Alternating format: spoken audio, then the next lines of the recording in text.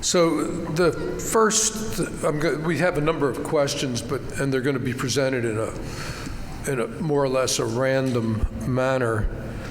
But the first question is, how do you select a patient for DBS versus focused ultrasound treatment today? Jeff, do you want to start that? Yeah. Well, now we actually get to select, so we have FDA approval in the U.S. So right. that's a big positive. And I think that this technology is a little bit different than some of the other technologies in that it's very patient-driven. The patients are very interested in it.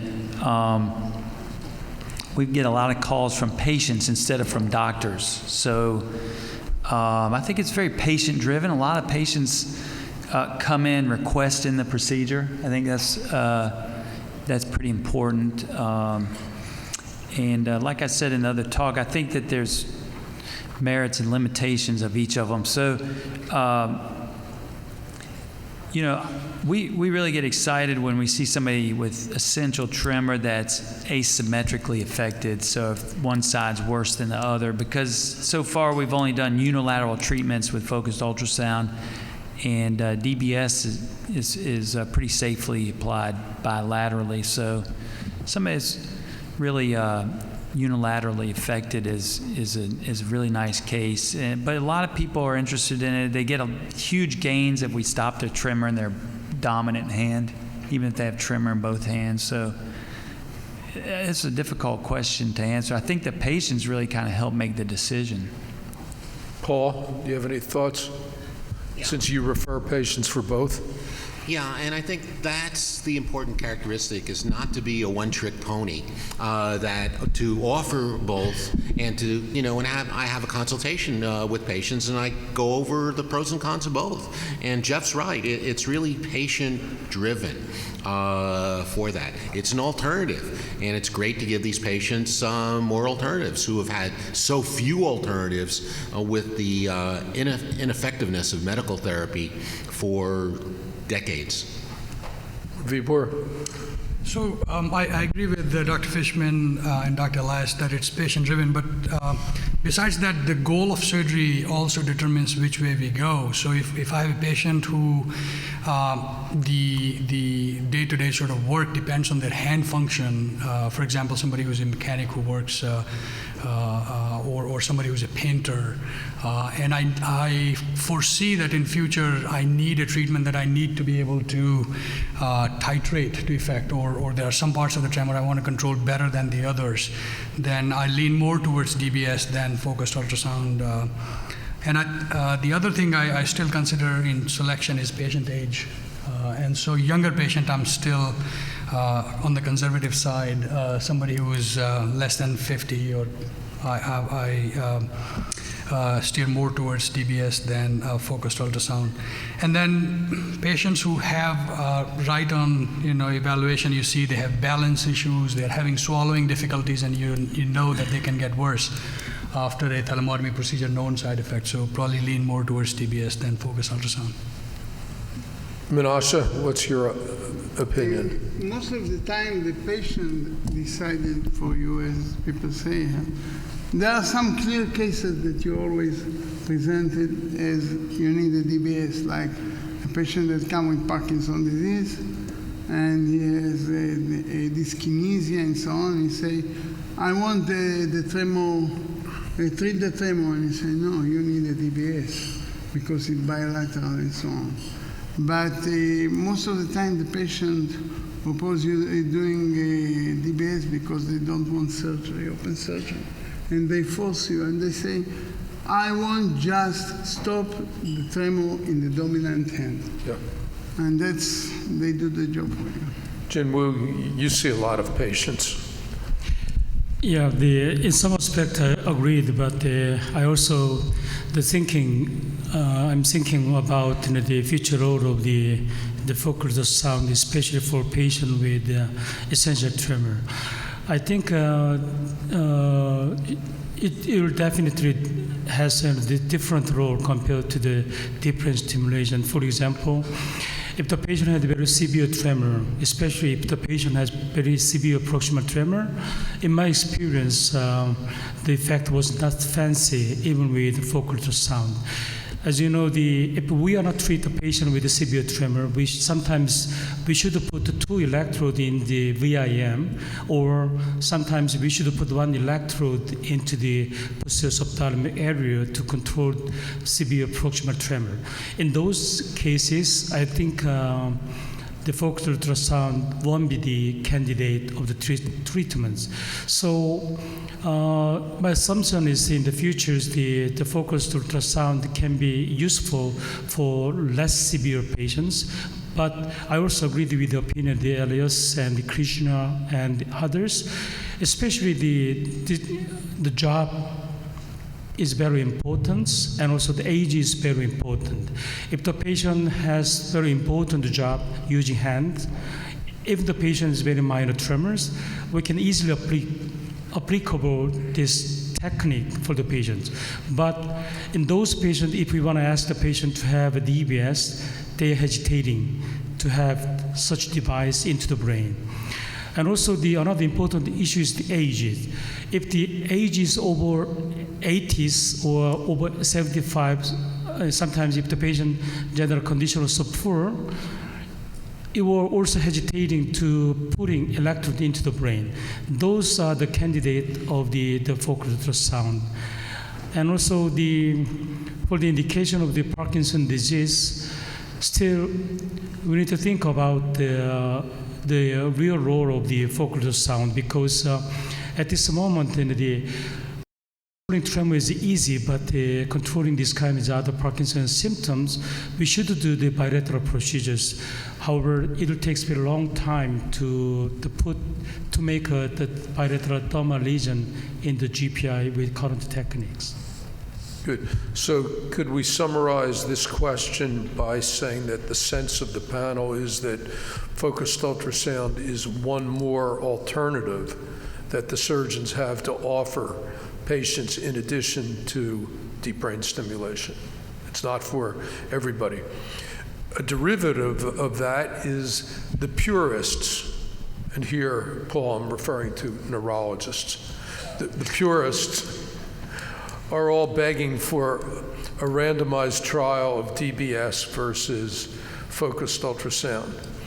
What is the practicality of ever doing a study like that? Because of all of the invasive or surgical procedures that I've seen where people want to do randomized trials versus non-invasive procedures, they can't get the patients to randomize to the surgical arm. So do any of you, what is your opinion? Do you think that you could actually execute a study as much as it might be appealing theoretically? Yeah, I don't think we could do that trial. Like Dr. Kassell said, people won't flip a coin for such a big decision or big for invasive procedures like that. We've done a lot of surgical trials that have sometimes had problems recruiting for one procedure versus the other. I don't know that it could happen, but if somebody could organize it and get it conducted, it would be a great advance, kind of in our knowledge of the two procedures. Yeah, I don't think it would really be that practically useful right now. I know there were comments about the relative efficacy of DBS compared to FUS, and I don't think that's a fair comparison at this stage of development. This is a procedure, and I would hope that everybody in this table would agree that as we gain more experience, we improve.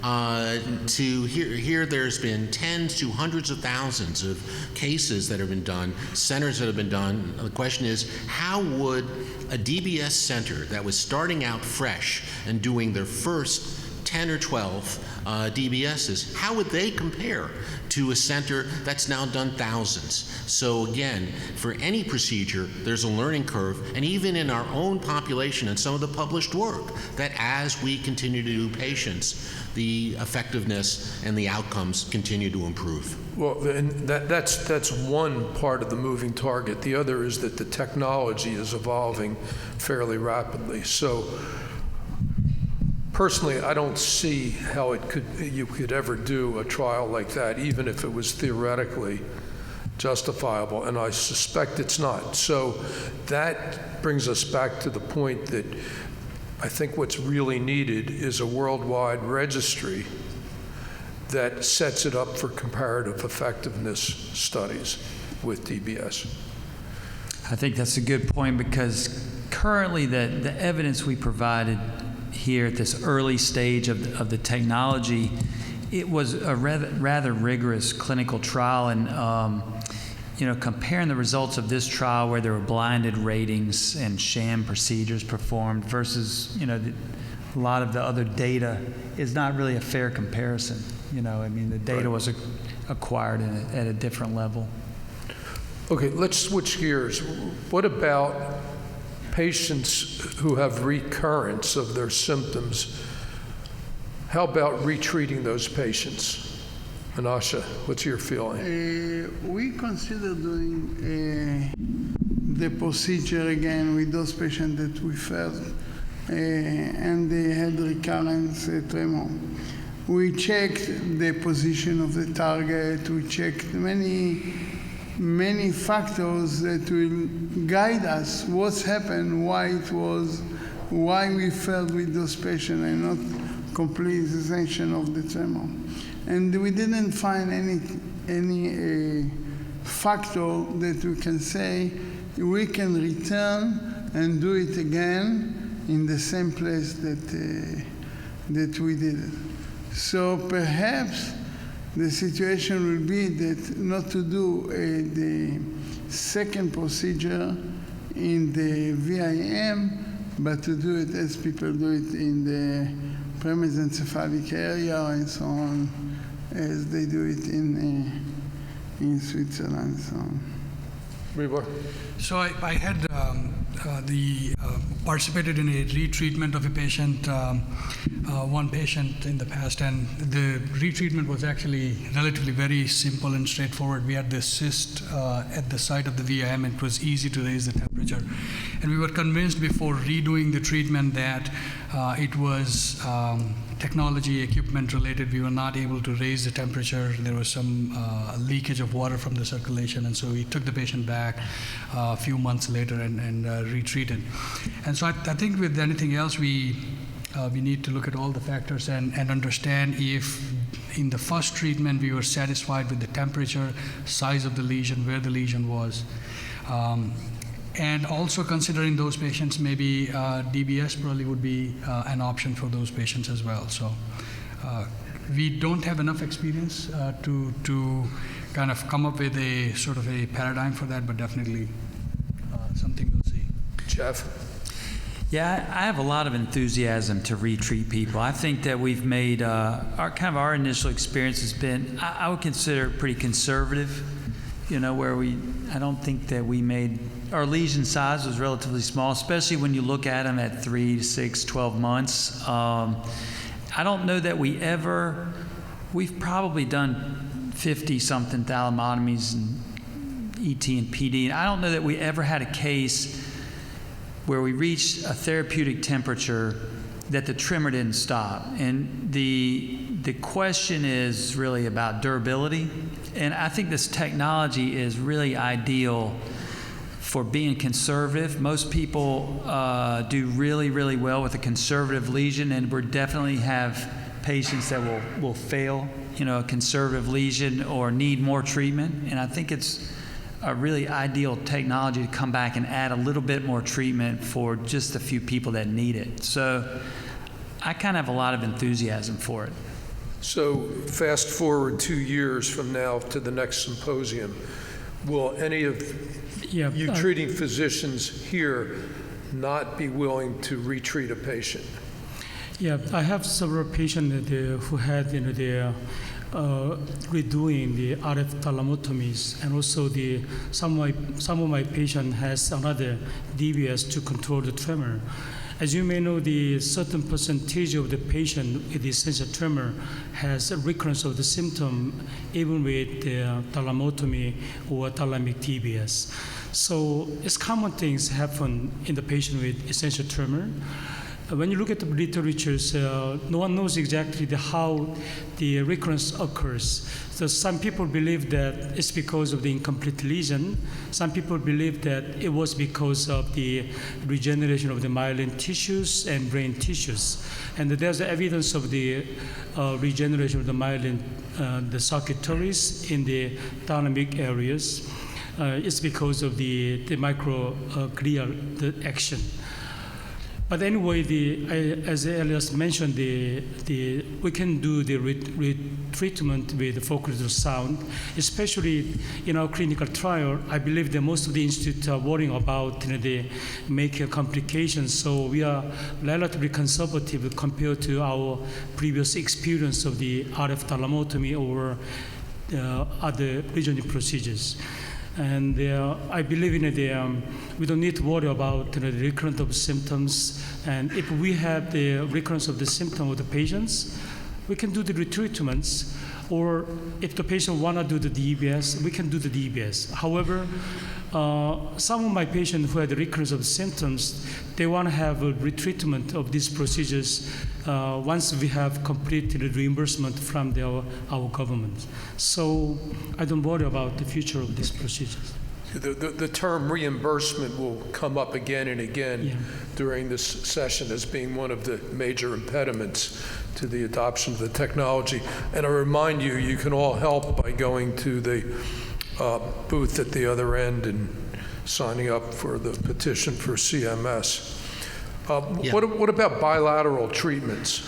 Well, again, for both, particularly for retreatment, the literature is incredibly strong from older surgical literature that says that you can regain, regardless of whether or not it's failure of initial treatment or progression of disease. There's a strong literature in the pre-DBS literature that says that you can successfully retreat with a much more aggressive procedure, meaning an open procedure. The literature for DBS with electrode misplacement and readjustment is also strong, that the patients have reoperation. Now, on the other hand, the older literature is cautionary for bilateral treatment. But most of that is very early literature from Irving Cooper's experience of over 5,000 patients. And it was a totally different era. Again, non-MRI guided, stereotactic things that were literally he invented, and lesions that were much larger than our size. When you look at the more contemporary literature on bilateral treatment, it's much more benign. There are, again, some risk of speech and some risk of balance difficulties, but it's at a much lower frequency, so that, again, with care, I think in selected patients, I think the bilateral treatment is definitely feasible. Menashe, are you willing to treat patients bilaterally? Not yet. I'm waiting for someone to do it and to see the result. Okay, well, it's not going to be Paul, so it's got to be somebody else here. Are you going to treat patients bilaterally? Yeah, I definitely would be willing to consider that in the scope of a research study. Yeah. Looking at the safety first, and I have 3 patients at least who come to me very often, and they want the other side to be treated. And so for sure this is something, and I've talked to Dr. Fishman about this as well, maybe like a multi-center study looking at the other side and under MR guidance, and the careful is the word that we are using, tractography-based targeting, and trying to treat the other side as well. I think the real important issues we need to discuss is when we consider the recurrence, we need to think about the optimal size of the lesion in the thalamus. When you look at the literature regarding the RF thalamotomy or the gamma RF thalamotomy, there is no consensus of what is the real optimal lesion in the VIM nucleus. If we make a bigger lesion, we can make some problems such as disequilibrium or the other sensory problems or other complications. If we are making a smaller lesion, as we discussed, there are higher chances of recurrence of the symptom in a very short-term period. It's very interesting. There's several papers considering about the optimal size of the lesion with RF thalamotomy. They measure the size and at about 3 to 6 months follow-up. The optimal size measurement is about in between 100 cubic millimeter to 60 cubic millimeter. But I don't know whether we can make a real such bigger lesion with the focal ultrasound, because in our follow-up imaging studies at 6 months or sometimes 1 year after the focal ultrasound treatments, the lesion was almost invisible at the 1 year follow-up. But I think the effects is quite different compared to the RF lesioning or gamma knife, the radiosurgical technique. So the scientists should evaluate, should study how it affects into the brain tissues with focal ultrasound compared to other procedures. So it's very interesting, the topic, but no one knows exactly what is the optimal size of the lesion. Jeff? Yeah, I agree. We've looked a lot at lesion size, and we haven't been able to find a correlation with clinical outcome in all of our cases. And the bilateral issue is very important. Patients certainly really very, very interested in it. There's no doubt that we have patients with extremely small lesions and incredible outcomes. So I think that the future here would be, instead of like how big of a lesion can we make, it'll be how small of a lesion can we make, for a good outcome. That's very pertinent, I think, in the bilateral question. This is a perfect venue, I think, to talk about bilateral, because as these guys have mentioned, I think it should be done very carefully in a research study, because just the first introduction of lesioning with this technology was very controversial in our field of functional neurosurgery. So I think we've overcome that hurdle and shown that it can be an option, in this era of deep brain stimulation therapies, and the chance of doing a bilateral lesioning procedure, I think, is really kind of the next paradigm we'd have to address here. Certainly with radiosurgery, it's been done successfully in the modern era, so maybe it can be done here as well. Sure, Menashe. I want to emphasize this problem of the size of the lesion. We have, after a year, patient with big lesion that had recurrence, and a small lesion as small as 3 millimeter by 4 millimeter, they didn't recur. So, and we see also a dissociation between different kind of tremor. I mean, the word tremor probably is not a uniform thing. As I show in my lecture, that the tremor can be dissociated, and sometimes only the writing is written. Yep. And so on. So we don't understand really what it is. We are writing neurology of the tremor now with this procedure because it's a precise procedure. You can do a small lesion which was not able to do before.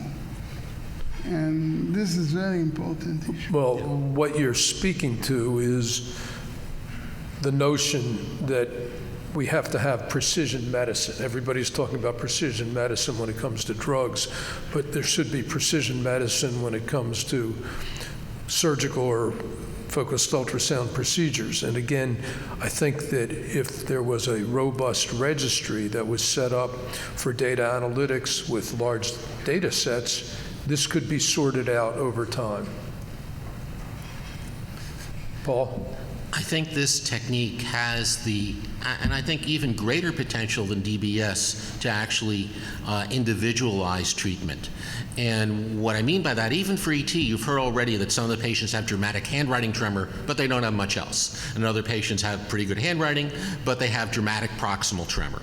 The fact that when you are lesioning, you have freedom within all three axes of space, as opposed to DBS, allows you, and this will be particularly important in treating Parkinson's disease, where you have such a variety of symptoms, bradykinesia, dyskinesias, tremor, that you can essentially shape a lesion, where in DBS, I personally agonize every time we do a pass and we get a suboptimal effect.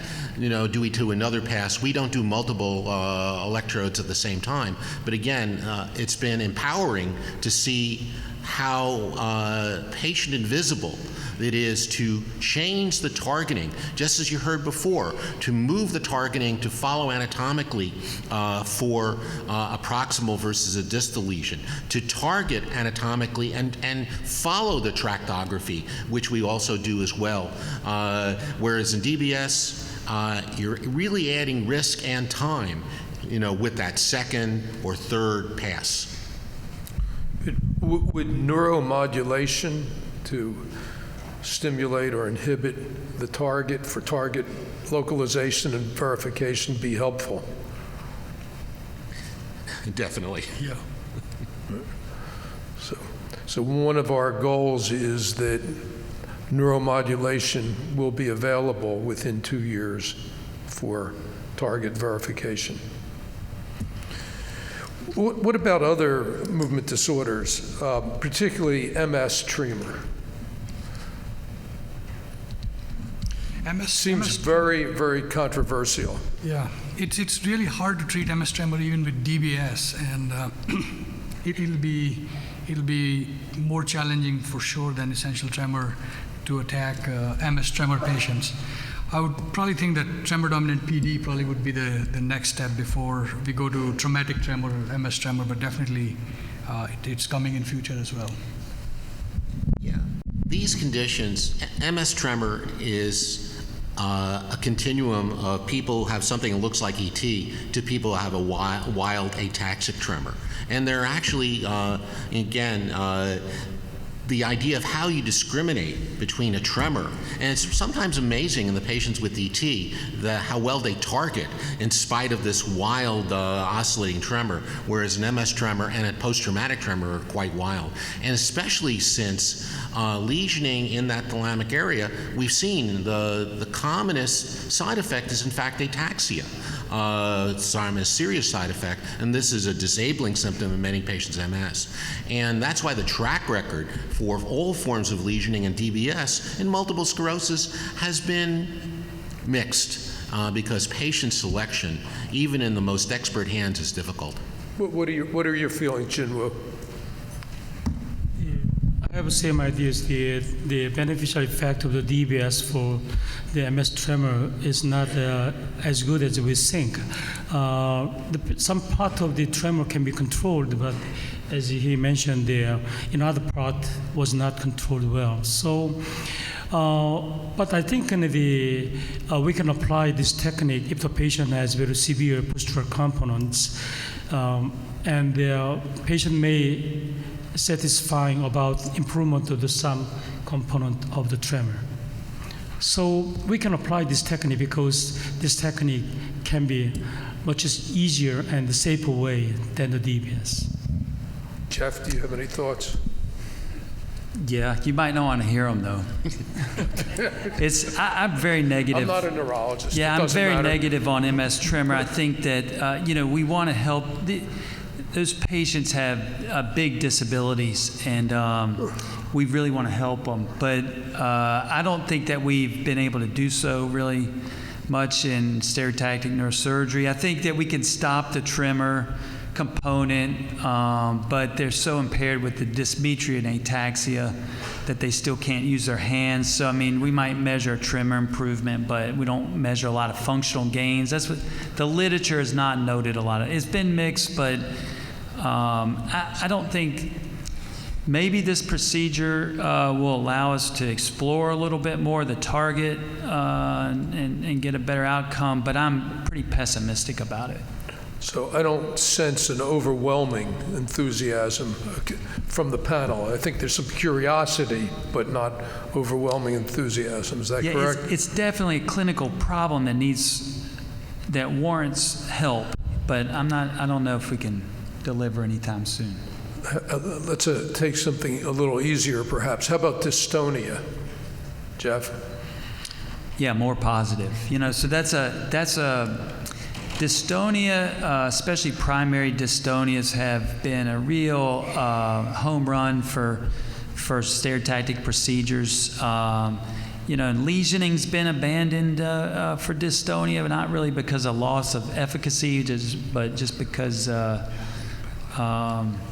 DBS has been effective as well. I think targeting the globus pallidum is nice. It's an MRI guided target. It's a very, very nice match to this technology where we can see the target. And I think that's a really good area that could be studied and probably successfully treated.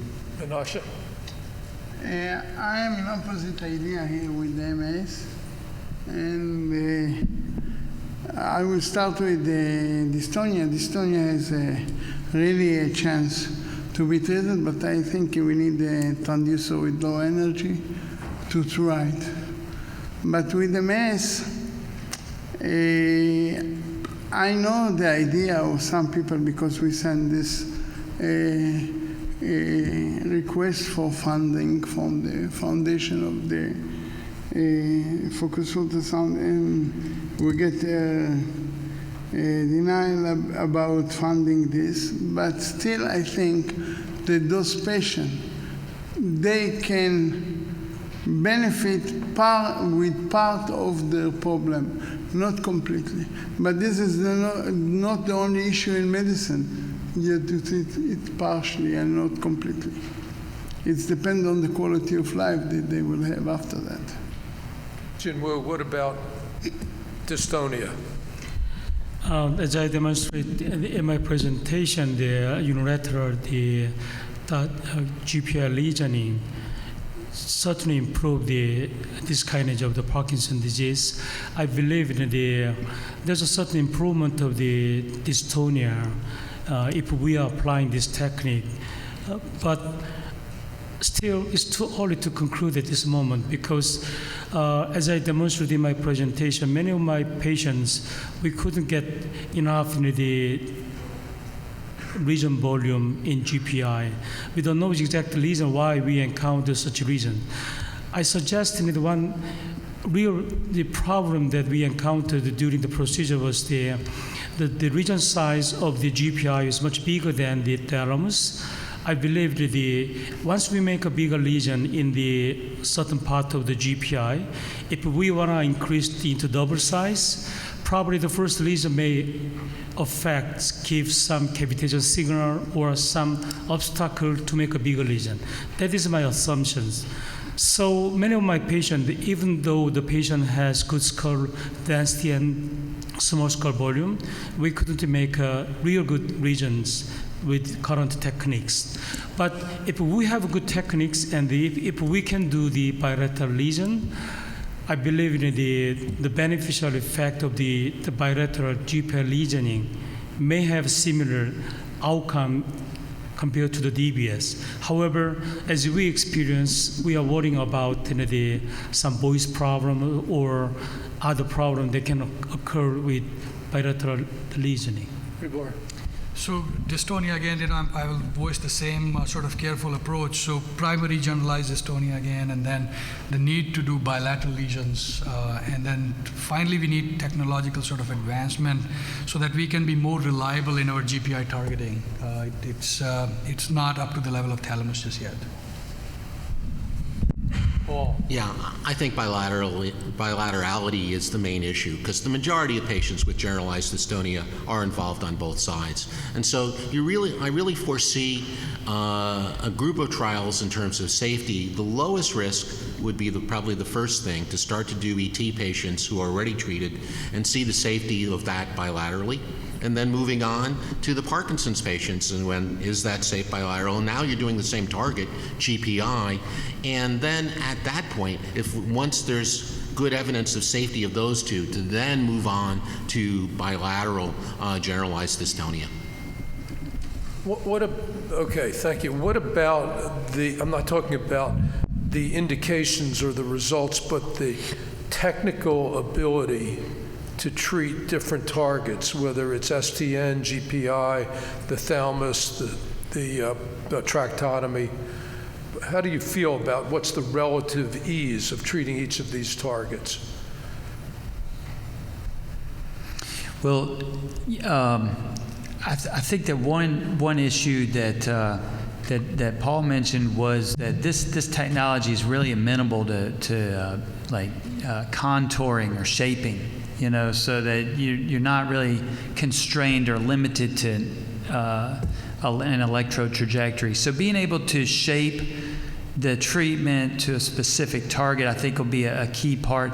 We haven't really realized that, being able to do a pallidotomy, it's an unusual shaped nucleus. I think that would help improve the success of pallidotomies for dyskinesia or for dystonia. So I think that's kind of a shout out to the technical teams, that we really need to be able to shape the therapy for some of these additional targets that are more complex in nature. Vibhor? Yeah, I would agree. The GPI experience is kind of mixed bag, and so we need to be able to be reliably have satisfactory size lesions in GPI, and then contour them depending on, there is from open RF thalmotomy literature evidence of if you move along the axis, you can treat different types of symptoms, dyskinesia, dystonia, and even in PD, different sort of symptom complex improvements. And so in order to realize that sort of contouring sort of a dream with this technology, we need for sure a technological advancement for more reliable lesioning. Okay, that's a segue to my next question, and that is, for each of you, what is your technical wish list for the next couple of years that would make these treatments safer, more effective, and faster? We have some people in the audience who are actually interested in this topic. So one way that it would help, besides using tractography to identify the lesions in the right location, and would be, in order for us to be able to visualize even before a treatment, like a pre-treatment sort of a run, as to how you can position your transducer, maximize sort of the area for sonication, and how do you shape, and even sort of running through the treatment even ahead of time. If I want to contour the treatment this way, which elements we are going to rely more on, and if you are able to block some elements and maybe have sort of preferential energy delivery from some other elements, those sort of simulations ahead of time would really help, at least in the short time. Jin-woo, what's your wish list?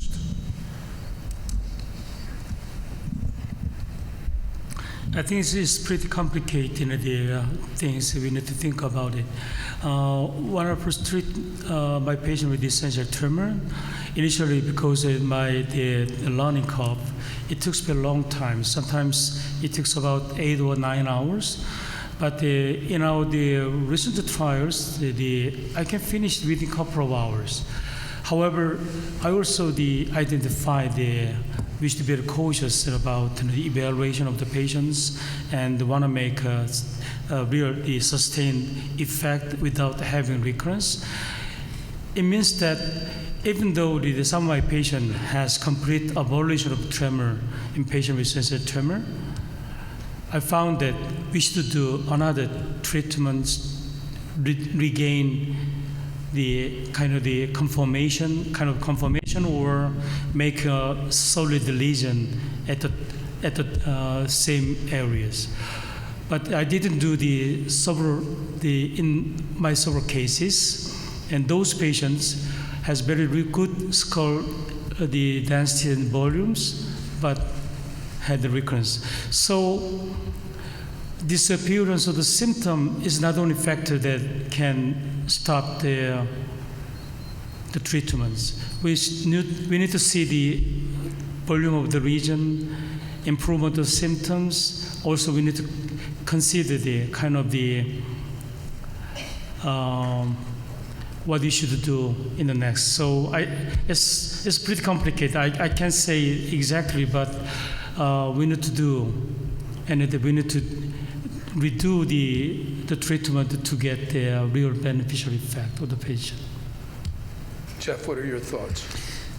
I have a pretty greedy wish list. I jot down a few things. Starting at the beginning, I don't really mind so much the frame, but I think we have to stop shaving patients' heads, for this less invasive procedure. I mean, it could really be outpatient very, very soon. So I think we have to. I think that's a little bit. The next would be imaging. At times we've had really, really good imaging, and it's really,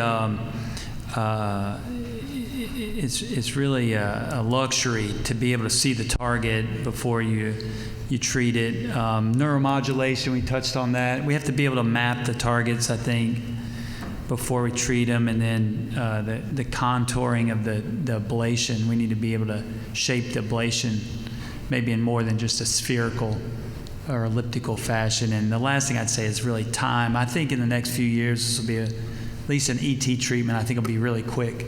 I think we could all envision that patients will come in, have a pretty quick procedure, and maybe even go home same day. So I bet that's in the near future. Okay, well, so I think the take-home message from this panel is that 2 years from now, when we reconvene, and maybe even 1 year from now, we're going to have a brain meeting, but 2 years from now, there should be a really robust registry that has a lot of images in it, that is set up for big data analytics, that we will, at least on a pilot basis, have patients that are retreated, that have been treated bilaterally, that neuromodulation will be implemented. MS, plus or minus, maybe a few patients will be treated. Certainly there will be patients with dystonia treated. That's what the crystal ball looks like to me from this panel. Okay, we have time for a few questions from the audience. Please go to the microphone. If you have questions, line up at the microphones to save some time. I have one comment about DBS patients. Tremor recurrence happens also in DBS patients. And usually you do adjustment of the stimulation, but it's deteriorates over time, usually in most DBS patients. So if you want to compare DBS to FUS, it's also something to consider. That's it, if anyone has to comment about it. Paul? No, I agree totally, particularly in Parkinson's disease. The rate of progression of symptoms in Parkinson's disease in general is much faster than ET. So again, there's a lot of literature where unfortunately patients, in spite of best programming, still have progression of symptoms. Any other questions? Any more comments from the panel? So for the trial for DBS versus focused ultrasound, I think we don't have the equipoise just yet. I don't think we have enough information to have that equipoise to compare these two therapies just yet. And there is an open thalamidotomy DBS trial published in the past, and we'd love to see some sort of replication of that moving forward in future. But not maybe in 2 years, but maybe in 2 years we can start to have the discussion about the head-to-head comparison trial. We have a question from the floor. Yeah, I'm Sanjeev Bhatia. I'm a neurosurgeon, pediatric neurosurgeon. I know we have no pediatric applications at this time, but do you think in future there is a possibility that cortically based lesions could be treated with this technology? Jeff? Yeah. I think definitely. I think the treatment envelope will expand every year, as Dr. McDonald showed this morning. There'll be other strategies, I think, for lesioning more superficially, and yeah, I think definitely. Okay, I want to thank the panelists. I think it was a good discussion. I think we set some parameters for goals for next year. Thanks.